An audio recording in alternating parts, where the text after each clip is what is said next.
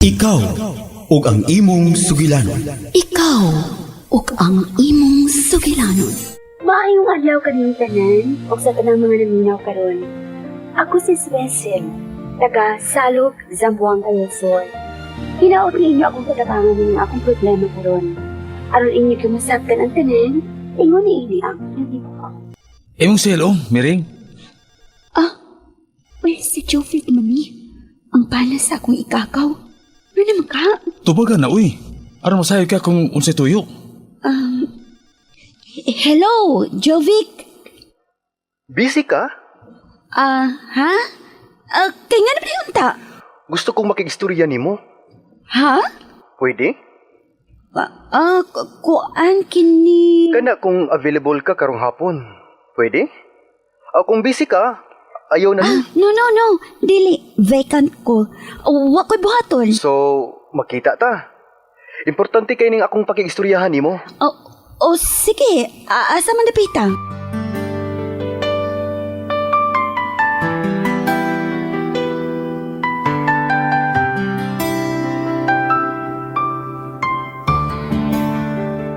Pag-order kung sa'y kanon mo. No, ayaw na, busog ko. Drinks na lang. Okay. Waiter, Yes, sir? duha ka iced tea niya. Okay, sir. Kanilang, sir? Kana lang. Okay, sir. By the way, Vic, unsa di pakikistoryahan mo na ako? Kukuan. Sa susunod semana ba? Mubiya na ko paingon sa Saudi.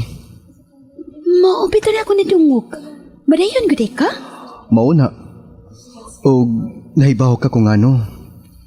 Tungod og alang sa kugmaon sa akong pamilya. Sa among anak sa imong igagaw. Unya? Unsa di imong pag-istoryahan nako? Mura mag-importante kaayo na. Mauna. Unsay ka na? Igagaw man gyud mo sa akong asawa ug suod pa gyud. Muhangyo ko nimo nga please bantahi siya. Ha? What you mean, bantayi? Kuan, kung pananglit, makita nimong doon na siya'y karing-iring nga laing laki, hinaot nga imo isulti nako. Unsa? Dili sa ingon nga wa ako'y salig sa imong igagaw. Pero naniguro lang ko. Di ko gusto magmata og buntag samtang tuwa ko sa Saudi. Mahal ko kaayo ang imong igagaw. Magkalaom ba ko nimo ni ana? Jovi, Ayaw ka balaka. Ako'y bahala nimo. Basta, please, isulti mo na ako ang kamutuuran. kuan kining... Makalaom ba ko nimo ni nang bahina? Ha? Suisil? Suyat ko. Please, buhata. Og maglaom ko nga kung tuwa na unya ko sa Saudi, good or bad, og doon ako masayang gikan nimo, og kita lang duha ang nasayod ini. Og ayaw pagsulti ni bisad kinsa nga doon natay sabot. Jovic.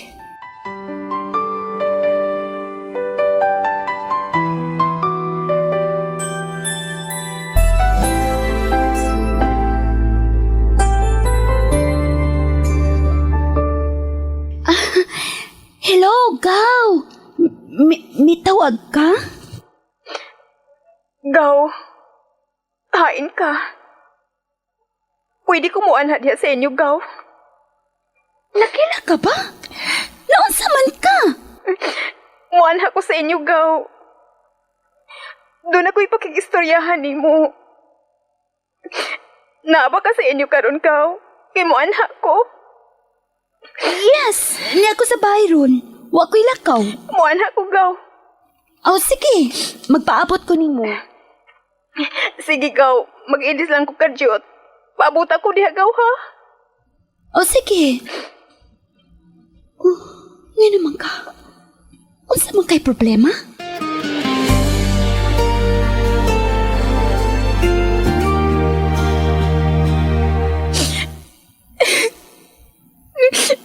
Gaw. Unsa man ka, uy? Kahupag ko na imong mga mata. Sa may problema nimo? Gaw. Gaw. Ay, naunsa man lagi ka, ha? Nagasa ako, Gaw. Nagasa ako ni Jovic.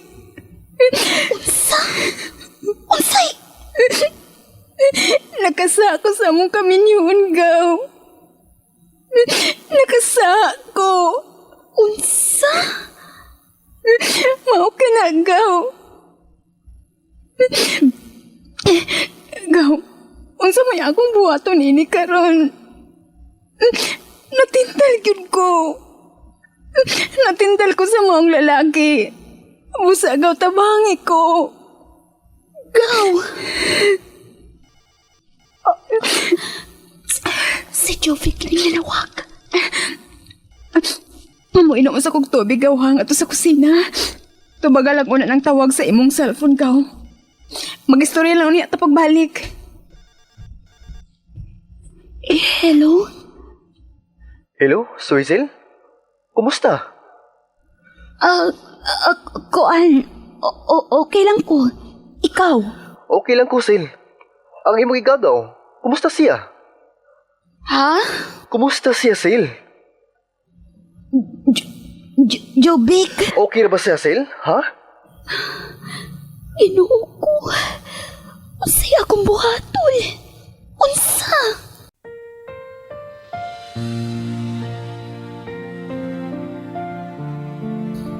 Mao ni karon ang akong problema.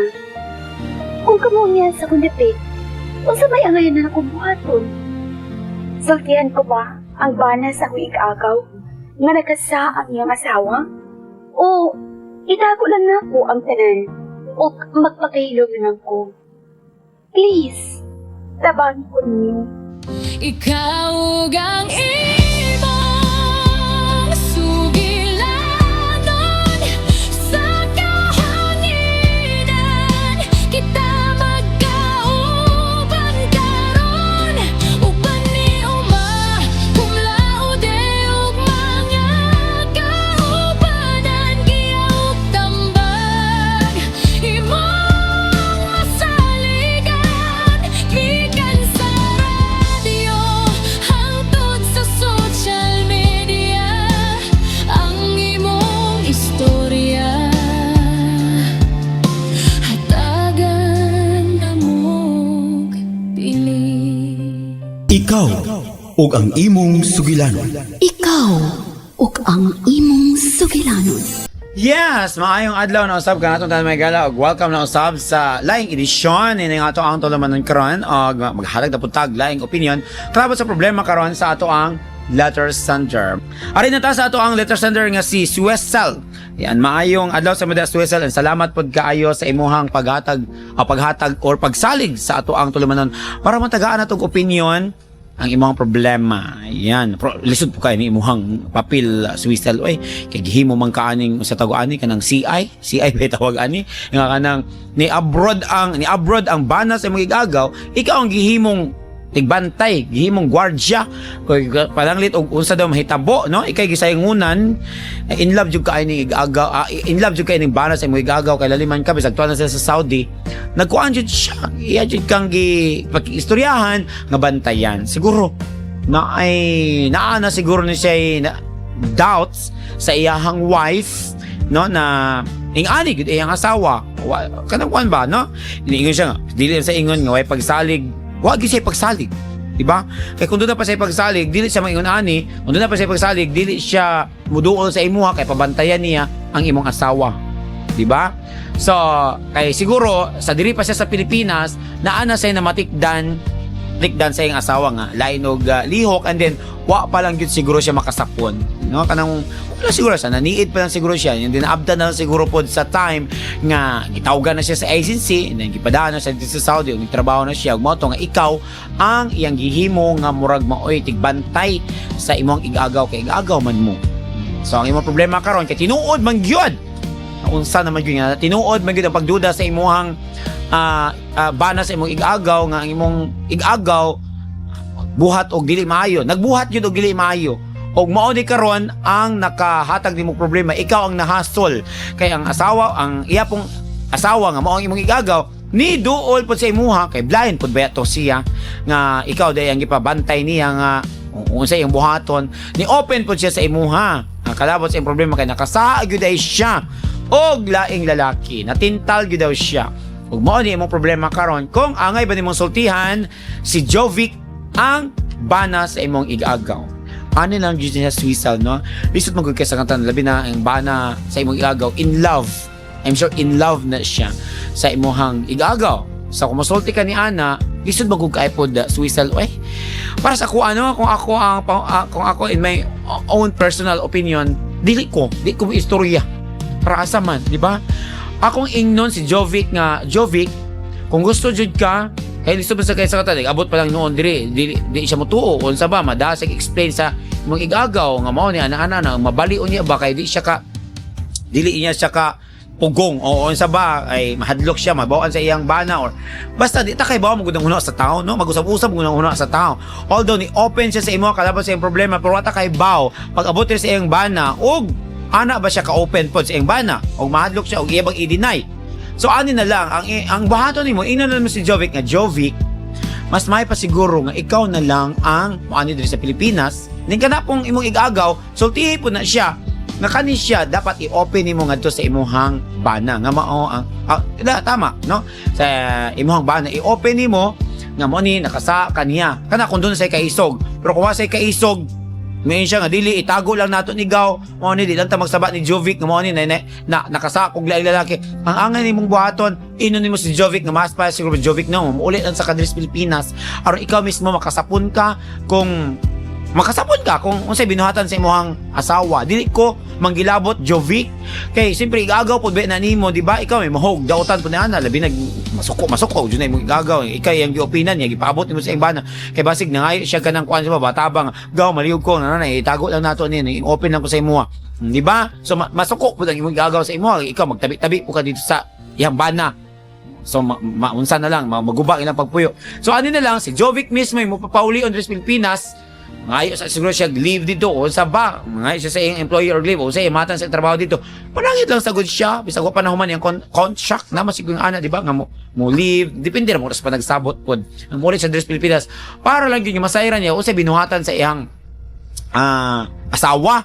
Then ayaw na lang paglabot-labot niya ina lang, ayaw na lang kung apil-apilaan na ako lang sa imuha na ikaw mismo ang makasapon uli diri sa Pilipinas para ikaw ang makasapon kung unsay gibuhat sa imong asawa. Di lang ko mo istorya kung unsa, basta ikaw lang ari lang diri.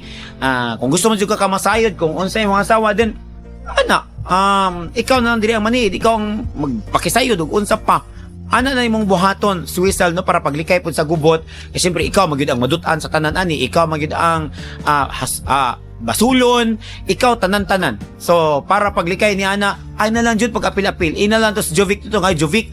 Ay na lang jud pagtawag-tawag na ako Jovic, oy pasag ikaw na lang gyud pag-research na diaw kung unsay gusto nimo mahitabo, kung unsay gusto nimo masayran kalabot sa imong asawa. Ikaw na lang, ayaw na lang kung apil-apila kay siyempre in fairness po igagaw na ko siya. So dili ko gusto nga maguba pud ang among relasyon, isip igagaw. Ngayon na lang.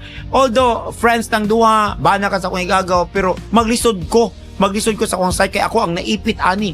Ipit jud bitaw gyud ka sa tinuod lang. Ikaw gyud mga ipit aning tanan kung magtaho kag istorya, magtudhat kag istorya, lahi ka sa katan para pag panghunaw, para mawa ka, ma-out kanianang maong problema nila. Then sila pasagdihi si Jovic nga siya mismo makasapon kay mas may gyud siya mismo makakita kung unsay binuhatan sa iyang asawa kay siya mismo matuo na. Makatuo din siya, mao day ni una kaysa mga istorya lang niya wata kay bawog unsa poy dangatan, ikaw na mo dautan, di ba?